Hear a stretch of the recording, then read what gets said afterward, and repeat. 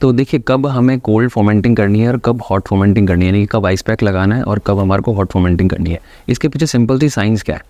Ice जो fermenting है, ice जो क्या है वो क्या करती है, आपके ब्लड सर्कुलेशन को स्लो करती है। जहाँ पे भी आप आइस पैक लगाते हो और ब्लड सर्कुलेशन स्लो होता है, उसकी वजह से इन्फ्लामेशन कम होता है। इन्फ्लामेशन कम होने की वजह से स्वेलिंग कम होती है और आपको तुरंत वो एरिया नम हो जाता है, यानी कि पेन में रिलीफ मिलता है। और इसके अपोजिट जब आप हॉट फर्मेंटिंग करते हो तो हॉट फर्मेंटिंग क्या करता है कि आपके ब्लड वेसल्स को डायलेट करेगा, यानी कि वहाँ पे ब्लड का सर्कुलेशन बढ़ाएगा और ब्लड के सर्कुलेशन बढ़ने की वजह से वहाँ पे टिश्यू रिपेयर थोड़ा फास्ट होगा। तो कैसे केस में हमारे को आइस पैक लगाना है और कैसे केस के अंदर हमारे को हॉट फर्मेंटिंग करनी है, वो कैसे डिसाइड करेंगे।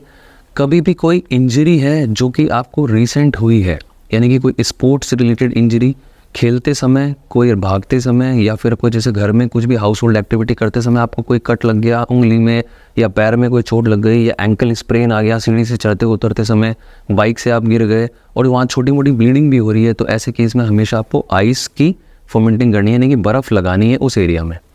और हॉट कब करनी है, जब वो क्रॉनिक पेन होता है, यानी कि पेन है कई दिनों पुराना, जैसे कि कोई बैक पेन है, नी जॉइंट का पेन है, कोई मस्कुलर पेन है, या मांसपेशियों में खिंचाव हो रखा है, मांसपेशियों में टाइटनेस आ रखी है, या मेंस्ट्रुएशन का पेन है, तो ऐसे केस में आप हॉट फर्मेंटिंग कर सकते हैं।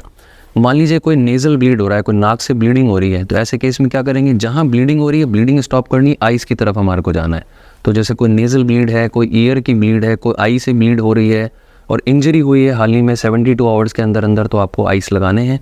और इसके अपोजिट कोई मसल पेन है, पुराना ओल्ड पेन है, जैसे आई में आपको पेन हो रहा है, टूथ एक हो रहा है, दांतों में दर्द हो रहा है, तो वहाँ आपको हॉट का यूज़ करना है। या फिर कोई नी जॉइंट का आर्थराइटिस है, शोल्डर का पेन है, तो वहाँ आपको हॉट का यूज़ करना है। कभी कभी दोनों को मिक्स करके भी यूज़ किया जाता है कि ठंडा भी और गर्म भी यूज़ किया जाता है कभी कभी, तो वो केस थोड़े से डिफरेंट होते हैं। उसमें ऐसा होता है कि शुरू के कुछ दिनों हम ठंडा यूज़ करते हैं और उसके बाद में हम गर्म यूज़ करते हैं। जैसे कि मान लीजिए कोई पुराना ऑपरेशन हुआ है, उस ऑपरेशन को हुए कई समय हो गया, तो फिर आपको हॉट यूज़ करना है, यानी कि जहाँ टाइम ज़्यादा हो गया वहाँ आपको हॉट यूज़ करना है। और जो इनिशियल फेज़ है किसी भी चीज़ की, चाहे इंजरी की हो चाहे ऑपरेशन के बाद हो, वहाँ आपको ठंडा यूज़ करना है।